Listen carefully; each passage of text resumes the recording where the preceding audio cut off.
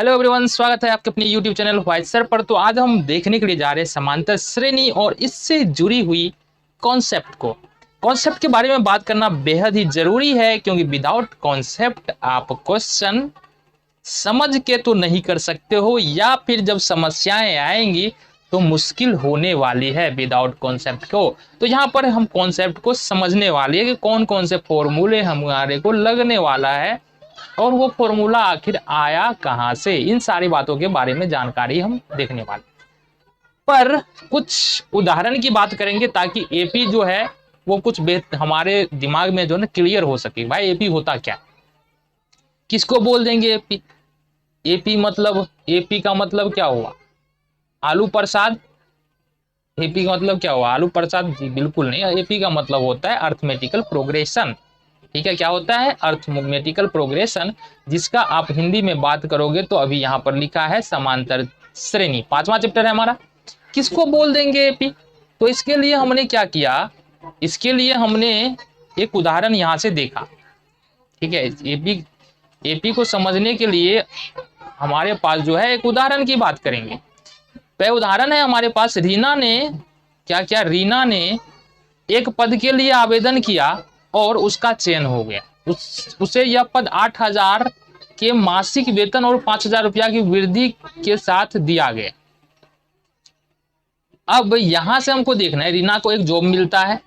ठीक है, जॉब मिलने के बाद जो है उसको पहले महीने में 8,000 रुपया मिलता है। उसके बाद उसको 8,500 रुपया दूसरे महीने में मिलता है। फिर उसके बाद उसको 9,000 रुपया तीसरे महीने में मिलता है। 9,000, फिर इसको इस तरीके से 10,000 रुपया मिलेगा। अब कहने का मतलब क्या है कि हर महीने यहाँ पर देखो 500 की बढ़ोतरी हो रही है। इसके और इसके बीच में जो डिफरेंस है वो 500 है। इसके और इस ये क्या हो रहा है, बार बार हमको समझ में ना आ रहा है, ये कहाँ से गड़बड़ चल रहा है। अब इसके और इसके बीच में यदि हम डिफरेंस देखेंगे तो भी कितने का है? 500 का है। कहने का मतलब है कि लगातार दो पदों के बीच का अंतर कितना है? 500 है। या आप ये बोल सकते हैं जो अगला संख्या आ रहा है, अगला पद आ रहा है, वो 500 जोड़ने पे आ रहा है। ठीक है, तो ये यहाँ पर रीना का जॉब की बात हो गया। भाई रीना कमा रही है तो रीना समझे। हम चलते हैं दूसरे नंबर उदाहरण पे। अब देखो सामने में क्या दिख रहा है? एक सामने में हमको दिख रहा है सीढ़ी। ये दिख रहा है हमको एक सीढ़ी। अब सीढ़ी में क्या कह रहा है कि सीढ़ी के डंडों की लंबाई नीचे से ऊपर की ओर समान रूप से 2 सेंटीमीटर घटती जाती है। सबसे नीचे वाली डंडा की लंबाई 45 सेंटीमीटर है। यानी कि ये वाला जो डंडा है, सबसे नीचे वाला कौन सा? ये वाला डंडा। ये वाला डंडा जो है ये है 45 सेंटीमीटर की, और ये वाला कितना हो जाएगा? ये वाला 2 घट रहा है ना, तो ये हो जाएगा 43। इसी तरीके से हो जाएगा 42, फिर हो जाएगा 39, फिर हो जाएगा 39 2 37। तो इस तरीके से हम देख रहे हैं ना, ये हो रहा है 45, फिर हो रहा है 43, फिर हो रहा है 41, फिर हो रहा है 39, फिर हो रहा है 37। इस तरीके से करते हुए जा रहा है। अगर हम इस पहले और दूसरे पद के बीच में अंतर देखें तो 2 का अंतर है, 2 कम हो रहा है, यानी -2 का अंतर है। दूसरे और तीसरे पद के बीच में अंतर देखें तो यहाँ भी -2 का फर्क है। तीसरे और चौथे पद में देखें तो यहाँ भी -2 का फर्क है। और चौथे और 5वें पद देखें तो यहाँ भी एक -2 का फर्क आ रहा है। कहने का मतलब क्या है? पहले पद में से यदि -2 जोड़ेंगे तो 43 आ जाएगा। 43 में फिर -2 जोड़ेंगे तो 41 आ जाएगा। फिर यहाँ से 41 में फिर -2 जोड़े तो 39 आएगा। 39 में फिर -2 जोड़ेंगे तो भाई साहब यहाँ पर 37 होगा। कितना होगा? 37 हो जाएगा। ये गड़बड़ हो गया। ठीक है, तो ये -2 का यहाँ पर चक्कर है। हम देख क्या रहे हैं इस एपी वाले उदाहरण में? हम देख रहे हैं भाई साहब यहाँ पर जो एक संख्या आ रहा है और कोई एक निश्चित संख्या है जो किसी पद में जोड़ रहे हैं तो हमको अगला पद मिल रहा है, वो निश्चित संख्या ही है। जैसे यहाँ पर देखो 8,000 पहला पद था, 500 जोड़े 8,500, फिर वो निश्चित संख्या क्या है? यहाँ पर 500 है। अब फिर इसमें 500 जोड़ेंगे तो 900 आ जाएगा, फिर इसमें 500 जोड़ेंगे तो 10,000 आ जाएगा। अब कहने का मतलब है यहाँ पर ये इस तरीके का जो पैटर्न होता है ना, इसी को हम लोग क्या बोलते हैं? एपी बोलते हैं। बातें और भी करनी है, लेकिन आगे चलो ना, आगे होती रहेगी बातें। चलो जी आ जाओ। अब यहां से देखो एक और उदाहरण और की बात करेंगे। यहाँ पर क्या है हमारे पास, भुजाओं 1, 2 और 3 मात्रकों वाले वर्गों में मात्रकों की वर्गों की संख्या क्रमशः 1, 2, 3 है। ठीक है, क्या कह रहा है, भुजाओं 1, 2 और 3 मात्रकों वाले वर्गों में मात्रक वर्गों की संख्या 1 का स्क्वायर, 2 का स्क्वायर और 3 का स्क्वायर। ठीक है, अब यहां पर कह क्या रहा है कि भुजा यदि 1 सेंटीमीटर है तो वर्ग की संख्या कितना है, 1।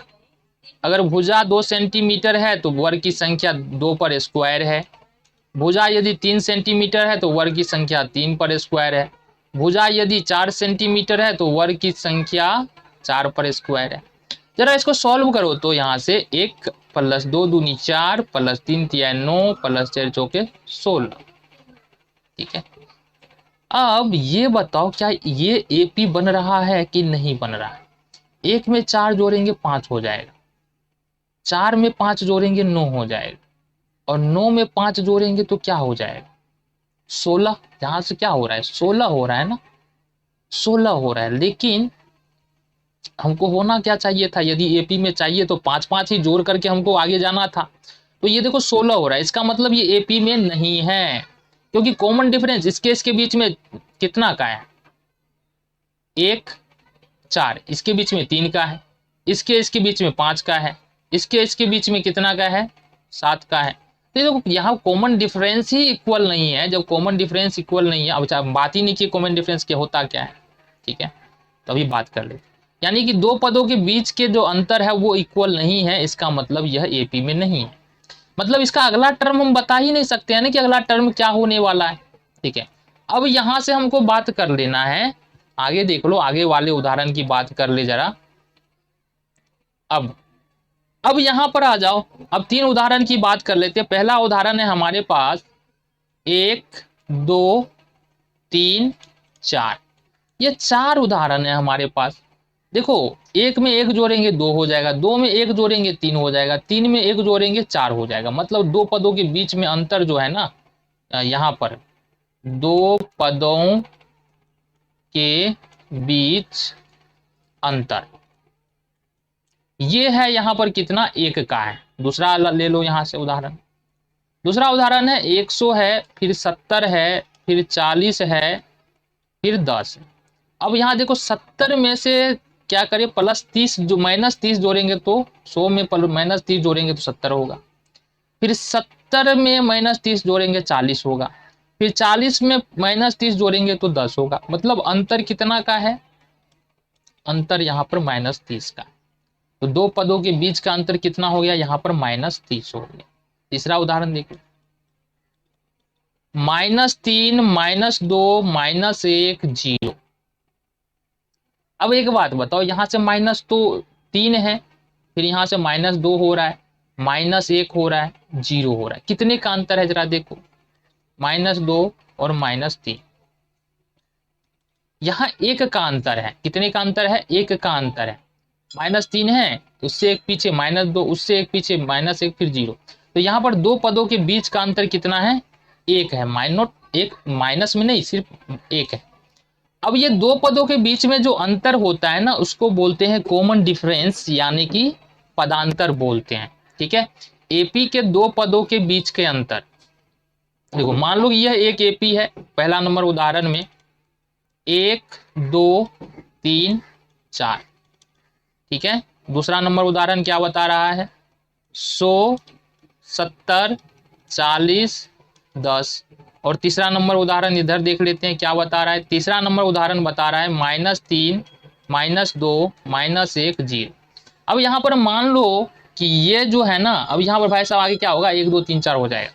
अब यहाँ पर जो पहला पद जो दिख रहा है ना, पहला पद, इसको बोलते हैं ए, है ना, प्रथम पद, इसको सूचित करते हैं ए से। ठीक है, दो पदों के बीच में जो अंतर है उसको सूचित करते हैं डी से, है ना। ये प्रथम पद हो गया, ये प्रथम पद बोल सकते हैं या इसको तो ये हो गया हमारे पास प्रथम पद। पदांतर, पदांतर क्या होता है? दो पदांतर, पदांतर होता है दो पदों के बीच में अंतर। इसको डी से सूचित करते हैं। देखो पहले वाले में पदांतर कितना था? 1 था। दूसरे वाले में यहां देखो प्रथम पद क्या हो जाएगा? a बराबर हो जाएगा 100। दूसरे वाले में देखो पदांतर कितना था? -30, यानी कि d बराबर जो निकल के आएगा वो निकलेगा -30 पदांतर। तीसरे वाले में देख लो a बराबर क्या हो जाएगा? पहला पद -3 और d बराबर यहां से हो जाएगा तीसरे वाले में 1। d बराबर यहां से निकल के आएगा 1। यहां से a और d के बारे में हमको समझ में आ जाता है। आगे चलो देख लेते हैं कुछ और बातें। अब यहां से वही जो हमने पीछे समझा है उसी के बारे में लिखा हुआ है। एक समांतर श्रेणी संख्याओं की ऐसी सूची है जिसमें प्रत्येक पद अपने पद में एक निश्चित संख्या जोड़ने पर प्राप्त होती है। कहने का मतलब क्या है कि यहाँ पर ये एक समांतर श्रेणी तभी होगा, मान लो पहला पद 3 है और इसमें हम 2 जोड़े तो ये हो जाएगा 5, फिर इसमें 2 जोड़े तो ये हो जाएगा 7, ये हो जाएगा 7। ये पता नहीं यार स्लाइड को क्या हो रहा है। ठीक है, अरे नेक्स्ट नेक्स्ट, चलो जी।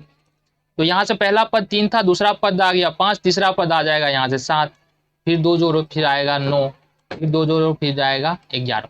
मतलब समांतर श्रेणी जब भी होगा ना एक निश्चित संख्या जोड़ने के बाद ही, यहाँ पर निश्चित संख्या क्या है? 2 है। निश्चित संख्या क्या है? प्लस का 2 है। और ये जो है ये क्या कहलाता है? पदांतर या कॉमन डिफरेंस कहलाता है। ये पदांतर या कॉमन डिफरेंस कहलाता है। तो यहाँ तक तुमको बात समझ में आ गया। ठीक है, यह निश्चित एपी का सार्वंतर कहलाता है। ये यहाँ पर अब देखो सार्वंतर जो है प्लस में माइनस में या शून्य कुछ भी हो सकता है। अब शून्य वाला हम देख लेते हैं ताकि समझ में आ जाए। मान लो कि हमारे पास ये पहला पद में ये एक एपी दिया हुआ है, ये एक एपी दिया हुआ है। क्या सबसे पहली बात क्या ये एपी है या नहीं है? तो जी बिल्कुल एपी है, क्योंकि देखो यहाँ से -2 है, इसमें +0 जोड़ेंगे तो हो जाएगा -2, फिर दूसरे वाले टर्म में -2 है, फिर इसमें 0 जोड़ेंगे फिर हो जाएगा -2। तो यहाँ पर ये एपी में तो है, लेकिन यहाँ पर डी का मान यानी कॉमन डिफरेंस का मान कितना है? 0 है। तो यहीं पे बोल रहा है जो एपी का जो पदांतर होता है कॉमन डिफरेंस होता है धनात्मक भी हो सकता है, जो कि यहाँ पर प्लस में 2 है। ऋणात्मक पीछे बात कर चुके हैं, और शून्य भी हो सकता है, यानी कि पदांतर जो है वो धनात्मक, ऋणात्मक या शून्य। या फिर उदाहरण देख लेते हैं ऋणात्मक वाला एक। मान लो ये 25 है, ये 23 हो गया, ये 21 हो गया, ये 19 हो गया, ये 17 हो गया। इसी तरीके से ये एपी चलता हुआ चला जाएगा। अब यहाँ पर 25 में से यहाँ से इसमें क्या -2 जोड़ेंगे तब 23 होगा, फिर इसमें -2 जोड़ेंगे फिर 21 होगा। तो यहाँ पर जो पदांतर है ना, कॉमन डिफरेंस है ना, वो क्या है? -2, यानी डी बराबर क्या है? -2। तो यहाँ पर समझ सकते हैं जो डी का वैल्यू होता है वो प्लस माइनस या 0 कुछ भी हो सकता है। आगे देख लो, एक समांतर श्रेणी को निरूपित करना। अब देखो मान लो कि एपी का प्रथम पद ए है, यहाँ पर यदि माना कि एपी का प्रथम पद ए हो और सार्वंतर जी हो, तो एपी कैसे लिख सकते हैं? एपी लिख सकते हैं ए पहला पद, a + d ये हो जाएगा दूसरा पद, a + 2d ये हो जाएगा तीसरा पद, a + 3d ये हो जाएगा चौथा पद, a + 4d ये हो जाएगा पांचवा पद। अब यहाँ पर समझने वाली बात है ना, उदाहरण से कुछ ज्यादा ही स्पष्ट होगा, देख लो। चलो जी, मान लो a का मान जो है यहाँ पर 3 है और d का मान जो है, d का मान यहाँ से 2। तो अभी फिलहाल यदि हम सीधा सीधी एपी लिखे तो 2 जोड़ते हुए चले जाएंगे, एपी मिल जाएगा। तो क्या कह रहा है? a + d है ना। अब यहां से देखो चूंकि a से ही लेकर के चल रहा है ना, इसलिए 2d 3d 4d आ रहा है। ठीक है, ये फॉर्मूला हम लागू कर सकते हैं कब? जब हमको जो है ना एक ही बार में निकालना हो 20वां पद, तो यहाँ पर लिख सकते हैं a + 19d। a पता हो, d पता हो, 20वां पद निकालना है तो a + 19d कर सकते हैं ना यहाँ पर। तो यहाँ से हमको ये भी निकल के आ रहा है, मतलब थोड़ा देख लो पहले। तो यहाँ से a बराबर 3 है, d बराबर 2 है। तो यहाँ से अगर मान लो हमको एपी लिखना है तो क्या कर सकते हैं? पहला पद 3, दूसरा पद a + d करेंगे तो 3 + 2 हो जाएगा, तीसरा पद a प्लस 2d करेंगे तो a प्लस 2 और d का मान है 2। चौथा पद a प्लस 3d करेंगे, a प्लस 3 इंटू डी का मान है 2। इस तरीके से निकालते हुए चले जाएंगे। ये निकला 3, ये निकला 5, ये निकला भाई साहब ये 3 है ना, और ये भी 3 है, ये भी 3 है। ये निकला तुम्हारा 4 3 7, ये निकला 3 6 3 9। अब यहाँ से देखो हम एपी लिखने भी, अगर डायरेक्टली भी लिखने जाते तो यही निकलता 3 5 7 9। सिर्फ समझाने के लिए कि ये जो कैलकुलेशन है, ये जो तरीका है, ये काम करता है। अब यहाँ से निकलता है कि एपी का एनवा टर्म निकालना है तो कैसे निकाल सकते हैं, यानी कि ए एन यदि हमको निकालना है तो कैसे निकाल सकते। इसके लिए फॉर्मूला बन जाता है a plus n minus 1 into d, a plus n minus 1 into d. इसके लिए ये वाला फॉर्मूला यहाँ से बन जाता है। कहने का मतलब है क्या है, देखो कोई एपी दिया हुआ है, यहाँ से मान लो 7 9 11 13 15, इसका बोल रहा है 20वां पद निकालो, 20वां पद निकालो, है ना। ये एपी है, 20वां पद निकालने के लिए बोल रहा है, तो मतलब A20 निकालने के लिए बोल रहा है हमको। देखो सबसे पहली बात हमको लिखना पड़ेगा, ये देखो A का मान कितना है, पहले बात कर चुके, पहला पद 7 है। D का मान कितना है, देखो कितने का अंतर है, 7 2 9 9 2 11 2 का, तो D का मान 2 हो गया। अब N कितना है, तो N बोल रहा है 20वां पद निकालने के लिए, तो N का मान जो है ये है 20। हमको निकालना क्या है, A20 निकालना है, तो इसका फॉर्मूला पर रख देंगे। A का मान है 7 प्लस n, 20वां पद निकालना है तो 20 माइनस 1, और d का मान यहाँ से हो जाएगा 2। आओ देख ले, 7 प्लस 20 में से 1 घटाएंगे तो कितना हो जाएगा 19, 19 गुना हो जाएगा 38, 38 और 7 कितना हो जाएगा 45। तो ये जो इसका 20वां पद जो है वो कितना हो जाएगा 45 हो जाएगा। इस तरीके से इस फॉर्मूला का यूटिलाइज प्रयोग हम लोग कर सकते हैं, ठीक है। अब यहां से हमको देखना है कि परिमित एपी किसको बोलते हैं और अपरिमित एपी किसको बोलते हैं। देखो परिमित एपी का मतलब क्या होता है कि वैसा समांतर श्रेणी जिसमें पदों की संख्या परिमित हो, यानी कि निश्चित हो। जैसे कि ये उदाहरण देखो, किसी स्कूल की सभा में एक पंक्ति में खड़े हुए कुछ विद्यार्थियों की ऊंचाई इस प्रकार से दिया हुआ है, ये परिमित एपी है। अब परिमित एपी है यहाँ पर, क्यों परिमित एपी है ये देखो, क्योंकि किसी स्कूल में जो है ना विद्यार्थियों की जो संख्या होगी वो क्या होगी, निश्चित होगी, होगी कि नहीं होगी, निश्चित होगी ना, तो इसलिए ये परिमित हो एपी, क्योंकि इस एपी में पदों की संख्या निश्चित है, ठीक है। जब प्रति मास 50 रुपया की बचत की जाती है तो 10 मास के लिए, यहाँ पर देखो पहले ही दे दिया है 10 महीने के लिए प्रत्येक मास के अंत में कुल बचत राशि। अब ये पहले ही दे दिया है कि इसमें 10 महीने का बात हो रहा है, मतलब इस एपी में 10 ही पद है ना। कितना पद है, 10 पद है, मतलब पद की संख्या निश्चित है। तो ये दोनों एपी निश्चित एपी के उदाहरण हो गया। लेकिन यहाँ पर देखो अपरिमित एपी किसको बोलेंगे, वैसा एपी जिसमें पदों की संख्या निश्चित नहीं है। अभी जरा इस एपी का पद बताओ कितना पद होगा, 1 2 3 4, अभी डॉट डॉट दे दिया, मतलब तुम कहीं भी चले जाओ करते हुए, 5 6 7 8 9 10 करते रहो। फिर यहाँ से 100 70 40 10 इस एपी में चले जाओ, इससे कितना भी करते हुए चले जाओ, पद निकालते हुए चले जाओ, खत्म ही नहीं होगा, ठीक है। इसके बाद यहाँ देखो, यहाँ से 3 3 3 3 इस एपी में निकालते चले जाओ, डी यहाँ पर 0 है, ये 3 3 3 3 3 3 3 3 करते हुए चले जाओगे, कभी खत्म यहाँ से नहीं होने वाला। ये परिमित और अपरिमित एपी था। तो अगले वीडियो हम क्या देखने वाले, अगले वीडियो हम देखने वाले क्वेश्चंस को, जो कि हमारा 5.1 होगा। मिलते हैं अगले वीडियो में। ये था 5.1 से रिलेटेड कॉन्सेप्ट जो भी था आपके सामने है। मिलते हैं अगले वीडियो में एक्सरसाइज के साथ, तब तक के लिए जय हिंद।